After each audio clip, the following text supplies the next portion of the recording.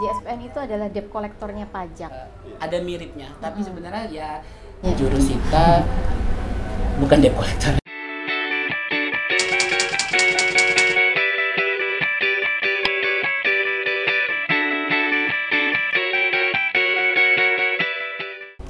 Assalamualaikum warahmatullahi wabarakatuh. Hai kawan pajak, selamat datang di Podcast PMASIK, saluran edukasi dan informasi perpajakan menarik. Kali ini bersama kami tim penyuluh pajak KPP Pemana, ada saya Atika, ada rekan saya Jojo, dan ada satu bintang tamu yang masih dirahasiakan namanya ya. Nanti akan kita sebutkan. Oke, nah senang sekali kami dapat menemani kawan pajak semua dalam Podcast di episode kali ini. Kita akan membahas mengenai serba-serbi penagihan pajak. Nah, mungkin sebagai informasi awal, jadi penagihan pajak ini merupakan salah satu langkah pengamanan penerimaan ya. Dasar hukumnya itu adalah Undang-Undang KUP tentunya, kemudian ada Undang-Undang Nomor 19 Tahun 2000 tentang penagihan pajak dengan surat paksa. Kemudian yang terbaru itu adalah PMK Nomor 61 Tahun 2023 itu tentang tata cara pelaksanaan penagihan pajak atas jumlah pajak yang masih harus dibayar. Nah, di kesempatan ini kita akan membahas garis besar tentang tindakan penagihan pajak tentunya sesuai dengan ketentuan tersebut. Tapi kalau bicara penagihan ya tentu tidak ini ya, kalau aktor utamanya tidak di sini dulu ya. Kita harus masuk aktor utamanya. Baik, oke. 1, 2, 3, 4, 5. Inilah Sandi Saputra, Jurusita, Sang Jurusita. Halo. Oke, Selamat datang Sandi. Ya. Sehat Sandi? Ya, sehat-sehat Jurusita. Oh. Baik. Susah ya ngundang Sandi ini kan? Susah banget, jadwalnya padat banget. Ya, padat. Kegiatannya Jurusita memang seperti itu ya. Sedikit-sedikit keluar, sedikit-sedikit keluar. Biar kelihatan sibuk aja. Baik, kita mulai dengan pertanyaan yang ringan. Iya. Penagihan pajak. Apa sih penagihan pajak itu? Apa itu? Apa itu penagihan pajak? Apa itu penagihan pajak ya? Kenapa dibuka dengan penagihan pajak? Ketika kawan pajak dengar kata pajak aja itu udah semacam kewajiban ya. Oh iya. Pajak Berat itu adalah gitu ya. kewajiban. Udah TBL ya, takut banget loh ya. Iya. Ketambahan lagi depannya penagihan. Iya. Penagihan pajak. Sudah pajak ditagih lagi. Ini seperti apa Double Sandi? takutnya. Penagihan pajak itu seperti apa sebenarnya Sandi? Ya, penagihan pajak sendiri itu adalah sebuah tindakan yang untuk menagih atau untuk melunasi ya. Jadi adalah tindakan untuk melunasi hutang pajak yang masih belum dibayar. Dan tentu saja hutang pajak ini yang sudah jatuh tempo nih Mas Jo. Yang sudah jatuh tempo. Jadi kalau belum jatuh tempo, tentu saja penagihan pajak belum bisa kita lakukan ya. Seperti itu. Sebelum masuk ke teknis lebih jauh pada bagian nanti kita akan cerita teknis ya. Iya. Mungkin banyak dari kawan pajak yang belum pernah berhubungan dengan Jurusita, belum pernah berhubungan dengan penagihan. Penagihan pajak apa sih? Kemudian kan Jurusita ditagih biasanya kan asosiasinya akan ke debt collector ya. Aduh. Udah kayak pinjol ya, tukang tagih. Kemudian kalau asosiasi umum kan ketika ada misalkan leasing kendaraan, nunggak berapa bulan gitu kan, tiba-tiba di tengah jalan dihentikan. Atau kalau ada hutang tiba-tiba di rumah didatangi, dibentak-bentak segala macam. Atau kalau ada hutang tiba-tiba ditelepon nih. Teman kantor ditelepon, keluarga ditelepon. Nah, Jurusita semuanya kena ya. Semuanya jadi Jurusita seperti apa kalau Jurusita? Kalau kita sih santet aja. Apa sih? Enggak ya. Jadi sebenarnya kalau penagihan pajak sendiri itu Jurusita pajak sendiri itu berbeda ya, bukan seperti debt collector yang mungkin ya yang asosiasikannya ya, mungkin framingnya udah seperti itu. Nah, sebenarnya Jurusita pajak sendiri juga itu dalam melakukan kegiatan penagihan pajak itu juga memiliki dasar hukum nih Mas Jo. Jadi ada undang-undangnya dan ada proses-prosesnya juga. Jadi nggak ujuk-ujuk langsung sita, nggak ujuk-ujuk langsung apa segala macam, tidak. Tapi kita sendiri juga memiliki SOP masing-masing, dan SOP tersebut juga ada undang-undang yang mengatur. Jadi tidak, yang pasti kami tidak akan menyetop di jalan. Kami menyetopnya di rumah aja. Enggak ya. Kita akan sesuai dengan undang-undang tentu saja. Oke. Jadi mungkin bisa kita bilang bahwa yang dilakukan jurusita ini adalah melakukan serangkaian tindakan penagihan atas utang pajak yang belum dibayar gitu ya. Tapi ini tuh nggak serta-merta cuman nagih aja, tapi ada dasar hukumnya, ada ketentuannya gitu ya. Dan tentunya karena ini adalah rangkaian tindakan, jadi dia ada urutannya ya Mas ya, ada tahap-tahapnya gitu kan ada ya. Ada tahapannya. Gitu, oke.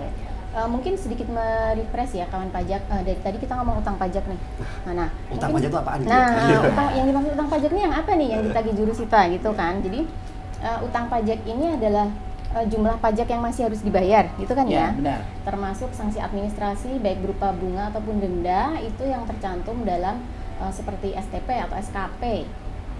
Gitu. Mungkin ditarik sedikit mundur kali ya, bahwa sistem perpajakan kita ini kan self assessment ya, di mana wajib pajak itu menghitung, memperhitungkan, menyetor dan melaporkan pajaknya. Nah, sekarang posisi penagihan pajak di mana nih? Ketika wajib pajak telah melakukan kegiatan pajaknya sendiri. Kemudian setelah itu, setelah wajib pajak melakukan kewajiban perpajakannya kan dari kami, dari kantor pajak kan ada pengawasnya ya. Biasa kita sebut akun representatif. Mungkin cerita tentang kalau kawan pajak lebih familiar dengan dengan AR ya daripada jurusita. Kemudian ada juga saat dilaksanakan ada pemeriksaan oleh fungsional pemeriksa gitu. Nah, ketika pengawasan AR mengecek ada yang terlambat nih, ada yang bayarnya belum kurang nih, ada STP, surat tagihan pajak. Atau kemudian ketika masuk ke tindakan pemeriksaan nanti akan muncul SKPKB misalkan kalau ada yang kurang. Nah, jadi STP sama SKPKB ini ya yang apabila sudah lewat jatuh tempo nggak dibayar, ini yang jadi dasar penagihan pajak. Kurang lebih gitu ya? Iya, benar. Jadi yang ketika Sandi datang tuh, ini loh, Bapak nih belum bayar ini gitu ya? Ya, tapi nggak galak kan ya maksudnya? Nggak pakai ini loh. Oh, aja, Bapak ini loh ada tunggakan pajak gitu ya. Biasanya kalau gitu gimana? Jadi yang tadi ya juga menyambung yang dari Mas Jojo bilang juga kalau sebenarnya apa yang kami tagih itu sebenarnya memang sudah jatuh tempo. Jadi kawan-kawan pajak juga jangan takut kami datengin ya. Jadi karena kan kadang ketetapan ya, kita bilang di sini ketetapan untuk produk hukum ya. Dari pajak sendiri kan punya masa jatuh tempo nih. Nah, jadi setelah jatuh tempo mungkin kelupaan nih Mbak Tika, atau mungkin suratnya nggak kelihatan nih, jadi kawan-kawan pajak nih nggak bayar gitu loh. Nah, nanti tentu saja kita nggak langsung datang, kita pertama ada surat teguran dulu.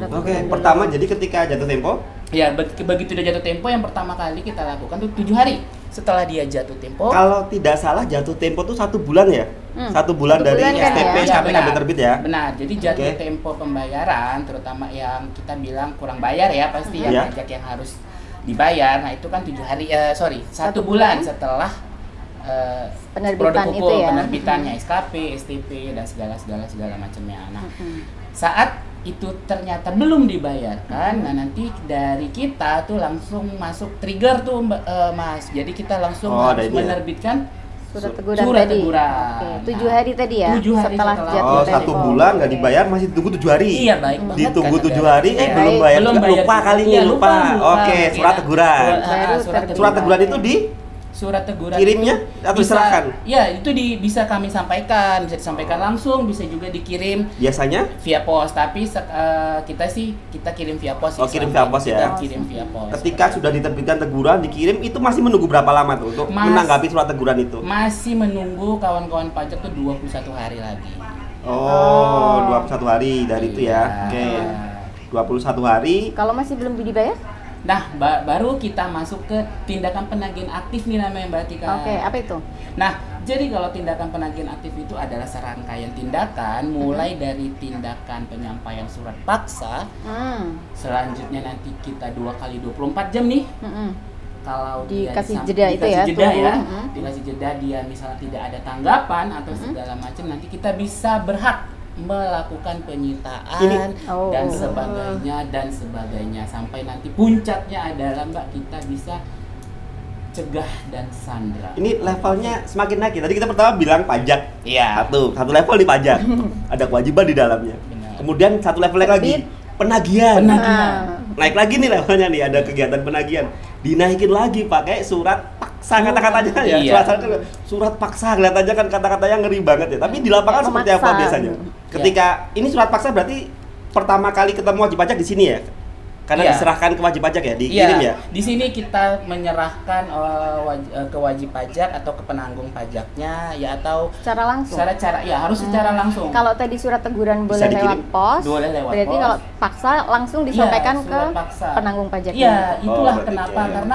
Karena ini juga menyangkut keadilan ya Mas ya. Maksudnya gini loh, kita datang kalau surat teguran itu adalah awal ya, walaupun sebenarnya awal proses penagihan ya, tapi itu kan masih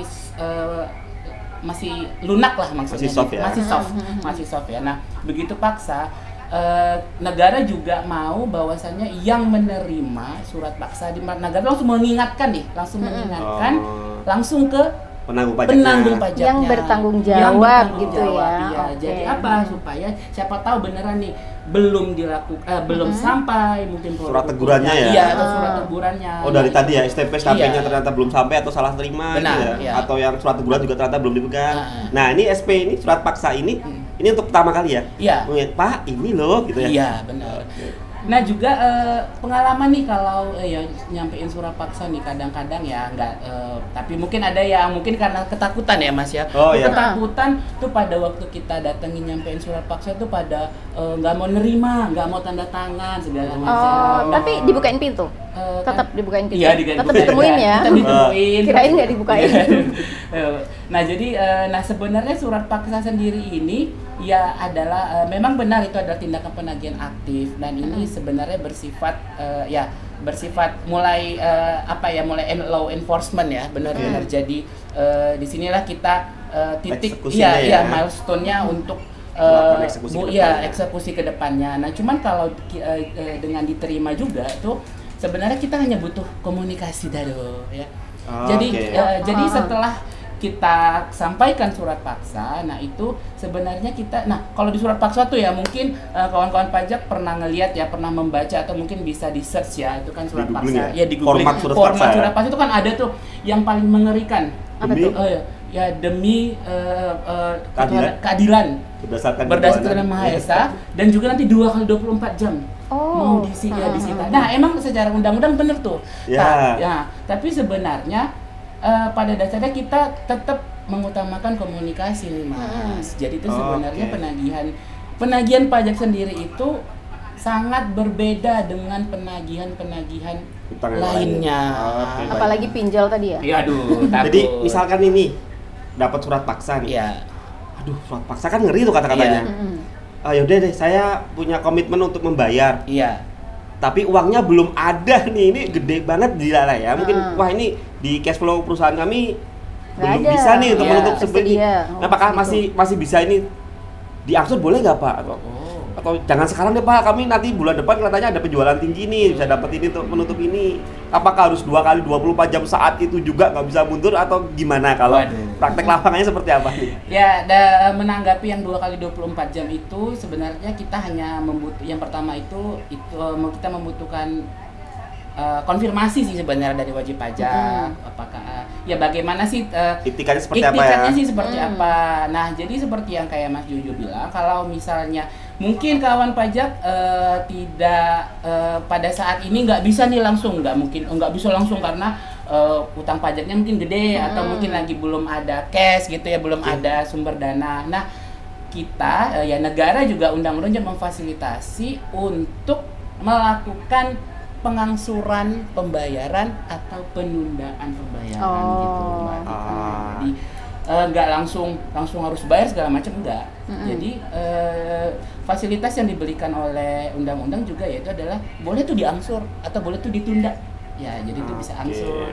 Dan angsurnya tentu saja nanti diajukannya secara ini juga ya, langsung resmi gitu ya, maksudnya tertulis. Iya, tertulis.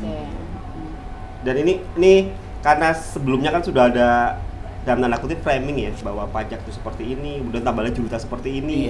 Nah, untuk memastikan bahwa jurusita di lapangan itu ketika datang ke wajib pajak bertemu, boleh tidak sih menerima sesuatu atau uang saya titip bayar gitu. Biasanya kan saya titip bayar deh Pak, saya nggak seperti. Nah, ini nih yang harus di-clearkan nih. Iya, benar. Adakah hal-hal seperti itu?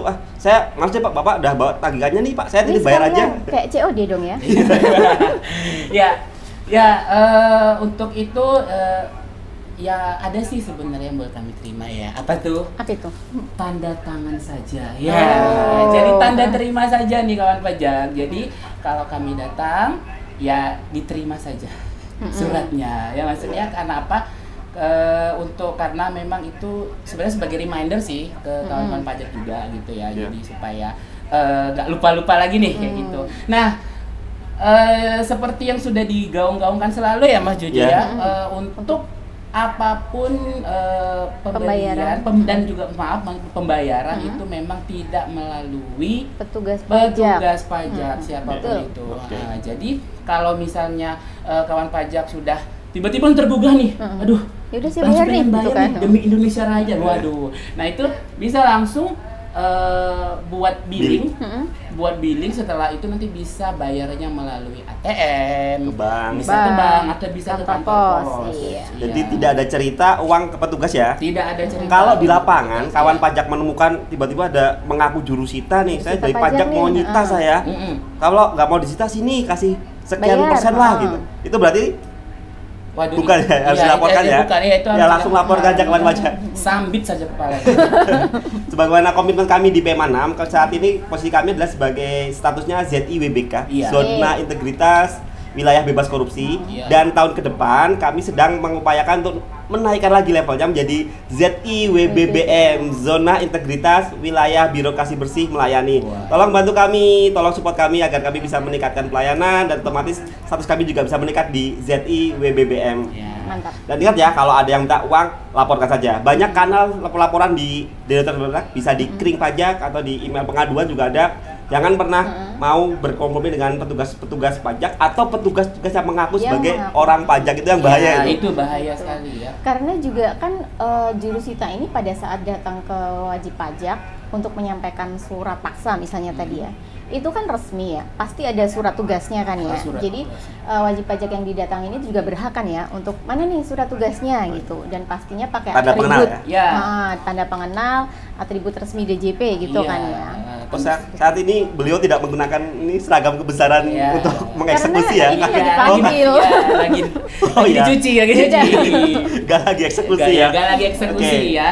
Ya benar, jadi ya seperti yang kayak Mbak Tika dan Mas Jojo bilang juga, kalau standar dari kami, kita sebenarnya dari DJP ya, dari Dirjen Pajak, dan terutama nih kami dari jurusita sendiri, standarnya pertama adalah menyampaikan surat tugas, yang kedua itu tanda pengenal, ya, terus juga nanti ada namanya tanda selain bed nama, ya selain name tag dari kantor, nanti kita juga jurusita itu ada dibekali namanya kartu tanda pengenal jurusita. Oh, ada kartu jurusita ya? Khusus ya? Ada khusus. Jadi itu memang 3 hal itu yang dasar yang harus kami tunjukkan lebih dahulu. Nah, kalau tidak ada itu, mungkin kawan-kawan pajak yang disambangin oleh yang mengaku. Yang mengaku. Perlu curiga berarti. Iya, perlu curiga, hati-hati. Apalagi misalnya saya juga beneran saya petugas pajak nih, tapi saya nggak punya kartu jurusita, cuma ada name tag ini. Nah ini juga mungkin dipertanyakan lah ya, maksudnya kalau melakukan petugasan jurusita ya, kecuali datang sebagai konrepresentatif, datang sebagai pemeriksa juga ada tersendiri ya. Iya benar. Kalau seandainya saya pendapat pribadi mungkin ya, bahwa penagihan pajak ini adalah muncul untuk sebuah keadilan. Menurut Sandi gimana? Bahwa penagihan pajak, hubungannya penagihan pajak dengan keadilan. Karena kan tadi self assessment itu ketika wajib pajak melakukan semua kewajiban perpajakan sendiri, kan kita bisa bedakan tuh, ada wajib pajak yang patuh, ada wajib pajak yang agak menunda-nunda, atau ada wajib pajak benar-benar nggak usah. Kan? Jadi ketika penagihan ini kan jadi ada keadilannya. Kalau yang patuh ya otomatis patuh, tapi kalau yang tidak melakukan kewajiban perpajakannya dengan sebagaimana ini, otomatis kan ada tindakan penagihan pajaknya ya. DJP tidak tinggal diam ya. Iya, benar sekali Mas. Nah, setelah kita tadi bilang surat paksa itu sebagai milestone tadi ya, sebagai dasar utama nanti untuk melakukan kegiatan selanjutnya, apabila dalam setelah surat paksa disampaikan, wajib pajak masih belum bisa membayar, tidak ada itikat baik, tidak ada ngangsur atau menunda, tidak ada komunikasi, tindakan apa lagi yang dilakukan oleh jurusita setelah surat paksa? Ya, Setelah surat paksa kita sampaikan itu 2 kali 24 jam setelah surat paksa disampaikan itu kita bisa melakukan tindakan penagihan aktif seperti penyitaan. Penyitaan, oke. Setelah penyitaan nanti kita juga bisa sita, kalau itu kita mungkin bisa blokir. Oke, Bisa blokir. Apa yang bisa diblokir? Dan selanjutnya nanti kita bisa masuk ke setelah sita. Nah, kita bisa ke Sandra. Iya. Jadi kalau sita itu dia cuman barang. Yeah. Kalau Sandra itu bisa dia itu orangnya. Orangnya. Nah, jadi kalau sita biasa itu sita barang, kalau Sandra itu sita badan. Nah, selanjutnya ada pencegahan juga, Mas. Ini juga. Ini pencegah untuk pencegahan ini menghambat yang kita si mungkin penanggung yang pajak tadi pajak ya, atau penunggang pajak apa sih, tunggang kuda kali tunggang. Nah itu untuk berpergian ke luar negeri. Oh, jadi dicegah itu maksudnya biar tidak boleh keluar negeri ya. Tidak keluar negeri dulu, Iya. karena katakanlah tadi belum diselesaikan nih utang pajaknya gitu ya. Okay. Nah itu ya seperti yang kata Mas Jojo bilang bahwasannya ya penagihan ini harus tegas, karena gak adil dong misalnya ada wajib pajak yang udah patuh terus tiba-tiba mereka bayar sesuai dengan ketentuan, terus tiba-tiba ada wajib pajak yang tidak membayar sesuai dengan ketentuan. Kasihan dong sama yang udah dan perlakuannya disamakan gitu ya. Didiemin aja misalnya. Diamkan saja termasuk nggak bisa ya. Nah, jadi disinilah penagihan pajak ini mengambil sisi keadilan tadi. Okay. Jadi menegakkan keadilan. Ya, menegakkan bagi wajib pajak tadi ya. Antara yang patuh dan yang tidak patuh. Agar yang patuh tadi nggak merasa saya ngapain saya patuh gitu ya. Padahal dia nggak patuh, bebek aja tuh misalnya betul. gitu. Jadi disitulah posisi penting penagihan pajak ya. Posisi penting penagihan pajak. Untuk menciptakan keadilan ya. Untuk menciptakan keadilan. Tapi untuk sampai ke sita, ke cegah, ke Sandra itu berarti yang sudah benar-benar susah gitu ya. Yang tidak ada itikat baik ya. Sudah tidak ada itikat baik. Jadi kalau memang sudah kita sampaikan paksa, dia tidak ada respon atau mungkin dia respon cuman kita kena PHP aja nih, harapan palsu, tarsok, ada yang gitu. Ada tarsok gitu ya. Nah, jadi ya kita ya kembali lagi gimana nih untuk boleh nggak sih kita bilang kata mencambuk kali atau memberikan efek jerah nih kayaknya. Oh iya, efek jerah. Cambuknya tanda kutip aja kali ya. Iya. Efek jerah kepada wajib pajak. Kembali lagi nih untuk memberikan keadilan sama yang udah bayar pajak. Nah, itu kita bisa langsung ya, tapi dalam prosesnya, dalam tadi ada sita, ada cegah, ada Sandra itu datang dengan seperti apa? Katanya pakai seragam, terus pakai kacamata hitam, pakai jas tangan. Kamu saya cegah. Gitu kayaknya. Atau gimana? Atau kamu saya sita, stop, saya tempel stiker sita gitu. Sebenarnya sehumanis apa sebenarnya jurusita ketika dia datang ke lapangan itu seperti apa? Nah, juga ya jurusita ini juga ya kita kembali lagi ya tadi juga seperti awal udah dibilang bahwasannya jurusita dari pajak ini tidaklah sama dengan jurusita penagihan utang lah kita bilang ya. Nggak sama kayak debt collector pada umumnya. Tidak sama dengan debt collector di dunia ini ya. Waduh. Jadi memang untuk penyitaan sendiri juga kita ada aturannya nih, Mas. Oh, sudah di backup undang-undang ya. Sudah di backup undang-undang. Jadi sebelum penyitaan kita pasti melakukan koordinasi nih. Kita melakukan koordinasi baik ke penanggung pajaknya. Nah, dikomunikasikan. Nah, memang kalau memang penanggung pajaknya itu mungkin beriktikat tidak baik nih, atau takut mungkin. Nah, sebenarnya undang-undang juga memfasilitasi kita untuk berkoordinasi dengan pihak-pihak yang terkait, mungkin kelurahan, pemerintah daerah ya. Pemerintah daerah setempat ya. Iya, jadi sebenarnya tetap untuk melakukan tindakan penagihan itu kita mengutamakan yang namanya komunikasi. Jadi wajib pajak kita hubungin, kita berikan juga solusi bagaimana. Kalau memang sudah kita berikan dan segala macam ternyata mungkin tidak ada feedback yang baik. Nah, mungkin kita akan melanjutkan nih ke tindakan berikutnya. Kita bisa blokir, kita bisa sita, bahkan nanti kita bisa sandra dan cegah seperti itu. Oke, itu tindakan-tindakan endingnya ya. Tindakan endingnya. Baik, kalau kita sedikit simpulkan dari awal bahwa penagihan pajak itu untuk menagih utang-utang pajak yang sampai dengan jangka waktu tidak dilunasi. Tidak dilunasi. Kemudian prosesnya juga dilakukan secara humanis karena sudah ada backup dari undang-undang ya. Benar. Nggak pernah bentak-bentak gitu ya. Tidak pernah. Sini nggak bayar gimana? Nggak pernah ya. Kalau pengalaman yang unik selama mungkin di lapangan seperti apa yang pernah di ini pas nyampein surat paksa atau pas apa yang unik-unik yang pernah yang memorable gitu ya selama menjadi jurusita. Pengalaman yang unik jadi ya pertama kali saya bertugas sebagai jurusita, kita datengin ke rumah salah satu penanggung pajaknya. Kita langsung disambut meriah oleh anjing. Saya pikir meriah tadi ditepuk tangan ya. Ada barongsai ya enggak ya. Jadi ya kita langsung dikasih sama langsung ada gonggongan. Iya, langsung gonggongan. Anjingnya kecil tapi suaranya baru kita kaget nih. Nah, setelah saya sampai sekarang saya juga dapat nih, belum lama nih dikasih juga gonggongan, tapi anjingnya makin gede. Besok mungkin dikasih levelnya aja. Mungkin setelah berapa tahun saya rasa dikasih buaya mungkin ya. Jadi sebenarnya sih kalau untuk penerimaan sejauh ini sih baik-baik saja ya, tidak ada yang gimana sih maksudnya. Tidak ada gimana, nggak ada yang resisten juga sebenarnya. Alhamdulillah baik-baik ya. Takut terlewat tadi ya. Agar tidak pemahamannya keutuh. Ketika kan ada jangka waktu 30 hari ya dari SKP. Tapi kan wajib pajak juga punya hak untuk melakukan ini ya. Proses hukum lain ya, seperti keberatan, banding. Kalau ada keberatan, ada banding, berarti penagihan belum jalan ya? Iya.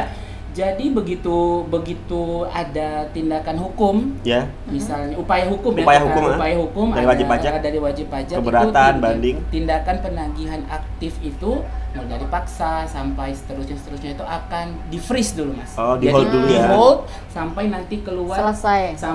Udah ada putusannya terbit, nanti baru kita akan tindak lanjut nih apakah putusannya tersebut menyatakan utang pajaknya menjadi lunas, atau masih ada, atau malah menambah, Nah itu nanti kita jadi lanjutkan. Istilah itu tidak ingkrah gitu mungkin ya. Sudah ingkrah itu berarti sudah bisa dilakukan. Berkekuatan hukum ya. Berkekuatan hukum tetap ya.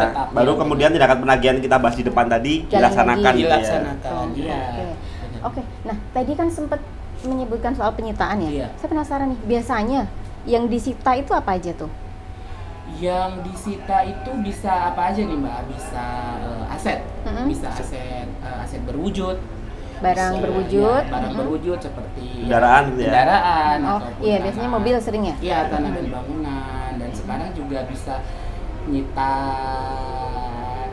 yang lain-lain nih, mungkin rekening yang bernilai rupiah gitu ya, yang bisa untuk membayarnya, yang bisa untuk melunasi utang pajaknya. Jadi sebenarnya proses sita sendiri ini juga jadi mungkin jangan sita sendiri ini kayak kalau misalnya barangnya sudah disita nih sebenarnya, terus apakah nanti pertanyaan kawan pajak mungkin apakah nih barang yang sudah disita nih emang beneran diambil nih sama kantor pajak, karena sering gitu mas, kadang takut ya gitu. Jangan-jangan malah dibawa pulang gitu ya. Dibawa pulang atau misalnya kayak nih, misalnya contohnya, nih rumah warisan orang tua saya nih disita pajak. Nah sebenarnya tidak. Jadi tuh selama nanti udah kita sita, nah ternyata tuh mungkin kawan-kawan pajak itu oke, kita bayar nih, kita udah kita angsur aja deh mas gitu. Kita kawan pajak memberikan mengajukan permohonan pengangsuran segala macam. Nah atas tersebut sitanya itu dicabut.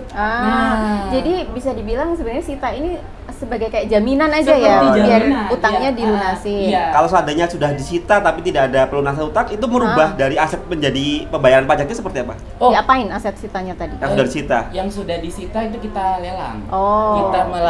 Kita melakukan namanya prosedur lelang. Dan lelang ini juga enggak sembarangan ya Mbak, maksudnya bukan yang ujuk-ujuk langsung kita jual. Kayak di lelang pasar ikan gitu kan ya? 100 gitu ya? Enggak, jadi memang kalau yang lelang sendiri juga nanti kita bekerja sama dengan KPKNL nanti nih, kantor lelang negara ya? Lelang negara. Nah kembali juga, waktu mau lelang juga kita tetap kok ngirimin ke wajib pajak bahwasannya kita kabarin ini mau dilelang dan kita kasih namanya kesempatan terakhir. Oh, jadi iya. Misalkan ini mobil antik kesayangan, iya, terus tolong jangan gitu ya. Saya sudah punya uang nih buat bayar gitu ya. Nah, itu boleh. Nah, misalnya tuh dia pertama ya udahlah pasrah nih mungkin ya. Lelang aja. Ya ini kebetulan ini juga ada beberapa pertanyaan lelang tentang aset-aset. Iya. Yang otomatis kita bicara bahwa asetnya apa aja ya? Semua aset yang bisa disita untuk dirubah menjadi rupiah untuk membayar pajaknya ya. Iya, benar.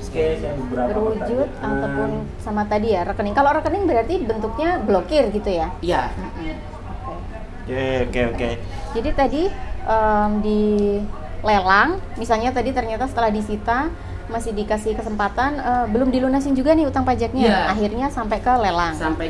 Terus setelah lelang itu terjadi, misalnya ada pembeli lelangnya, nah dapat nih uang dari hasil lelang tersebut, itu berarti akan digunakan untuk melunasi utang pajaknya. Akan digunakan untuk melunasi hutang pajaknya, dikurangi dengan biaya penagihan dan juga mungkin biaya pemeliharaan asetnya mungkin. Oh, selama disita ya? Selama disita. Jadi itu kan sebenarnya kalau disita itu misalnya kita contohnya kita menyita kendaraan. Nah, kendaraannya itu yang kita sita kita jaga loh sebenarnya. Tetap dirawat ya. Kita dirawat supaya nilainya tidak turun ya? Nilainya tidak turun karena kan jadi rugi dong nanti wajib pajak udah disita terus tiba-tiba asetnya jadi kurang, otomatis utang yang buat ngelunasi utang pajak juga kurang. Nah, jadi dari kita juga punya kewajiban untuk merawat aset yang sudah kita sita. Kalau seandainya sudah dapat aset dilelang lebih utangnya cuma 100, dijual asetnya 200 gitu. Yang 100 bagaimana sisa asetnya? Dikembalikan. Oh, itu haknya wajib pajak ya? Itu hak wajib pajak. Oke, hanya sebatas pemerintah negara hanya mengambil senilai utang pajaknya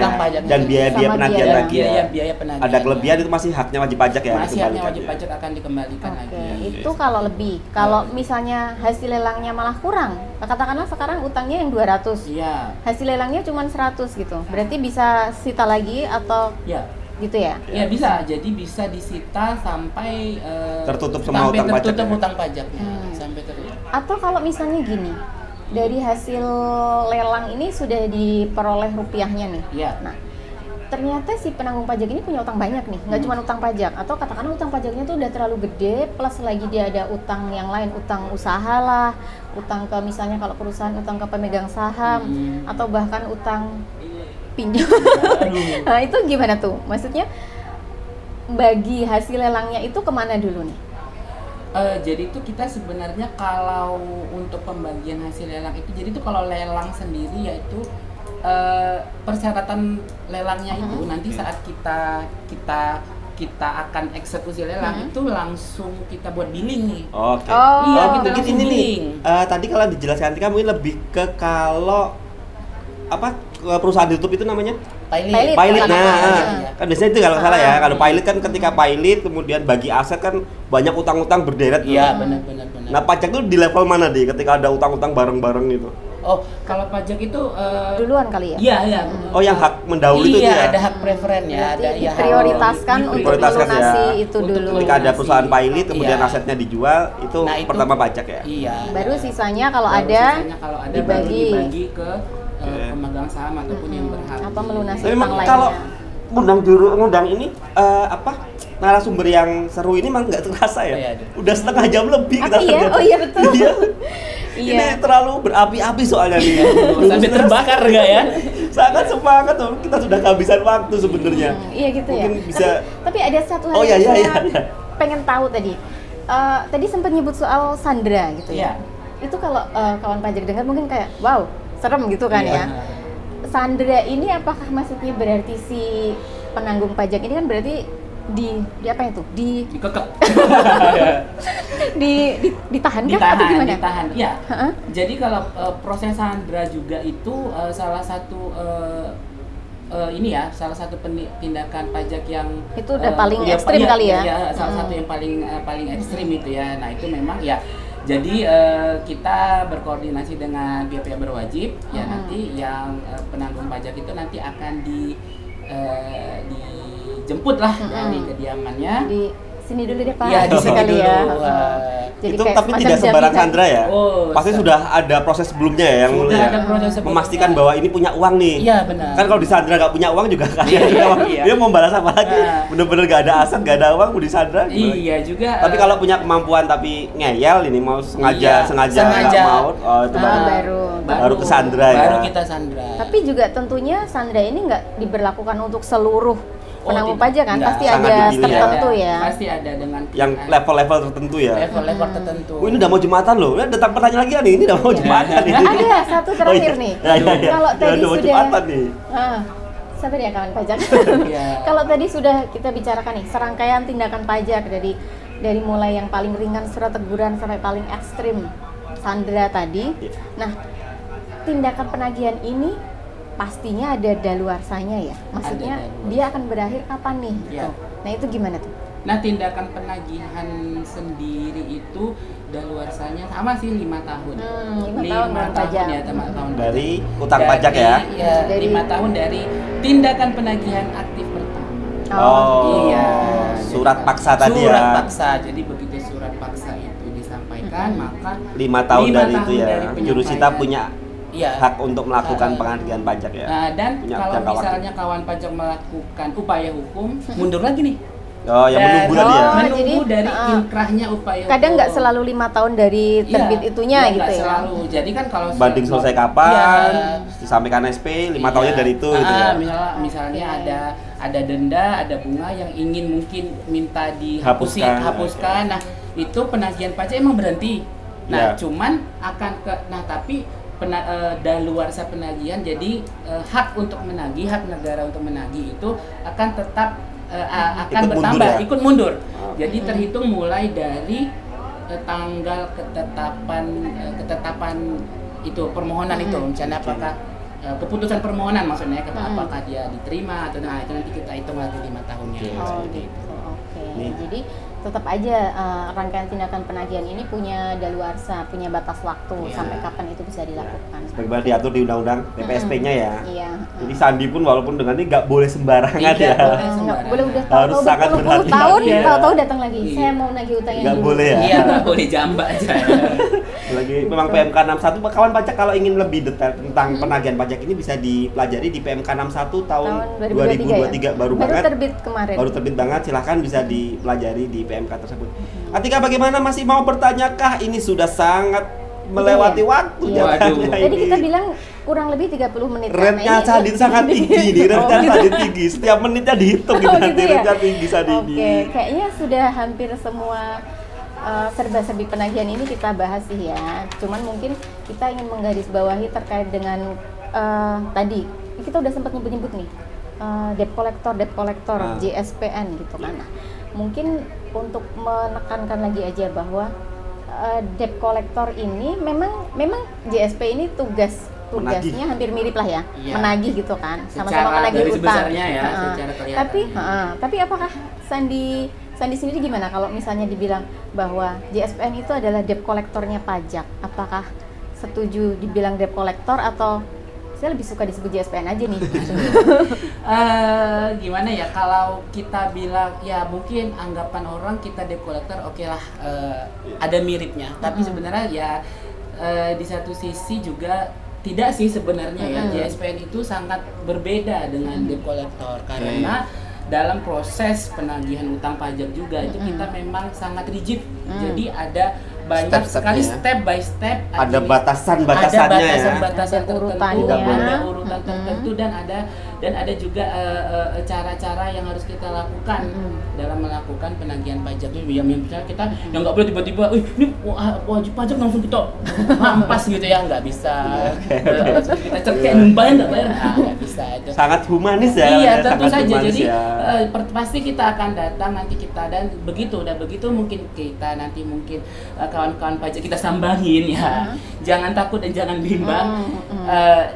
Kita dari diterima dulu, maksudnya ya, ngomong, kita berbicara, kita komunikasi. Jadi semuanya, inti dari semuanya sebenarnya komunikasi sih, Mas. Tidak akan bentak-bentak ya? Tidak ada bentak-bentak sama sekali. Oke, berarti penagihan pajak itu tindakan yang didasari oleh aturan undang-undang. Benar sekali. Dilakukan secara humanis oleh JSPN. Secara humanis. Dan proses ini dilakukan demi keadilan ya? Demi keadilan. Oke, agar yang tertib dengan yang agak nakal dalam tanda kutip dibedakan perlakuannya ya. Iya, tentu saja. Oke, final close statement dari Sandi sebagai sang jurusita. Udah ya Bu Tika, mohon maaf ini. Saya tahu pasti mau nanya lagi, tapi saya sudah mau Jumatan kali ini. Mohon maaf. Silahkan final statement Sandi, apa yang disampaikan, unek-unek mungkin, atau ini sebagai harapan-harapan sebagai jurusita, atau ingin disampaikan ke kawan pajak, silahkan.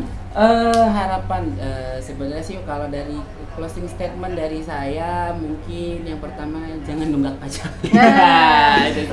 Kalau nggak mau didatengin sama Sandi gitu ya, tapi maksudnya didatenginnya baik-baik aja kan? Iya. Jadi yang pertama yang closing yang mau saya sampaikan adalah bahwasannya jurusita sendiri itu bukan debt collector.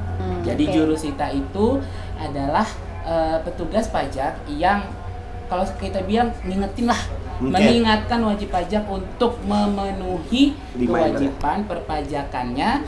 Nah, namun dengan wewenang untuk melakukan penagihan pajak. Jadi bisa menyita, bisa memblokir dan segala macam. Dan juga satu lagi yang selalu kami saya bukan sendiri, ada beberapa orang kita jurusita di sini.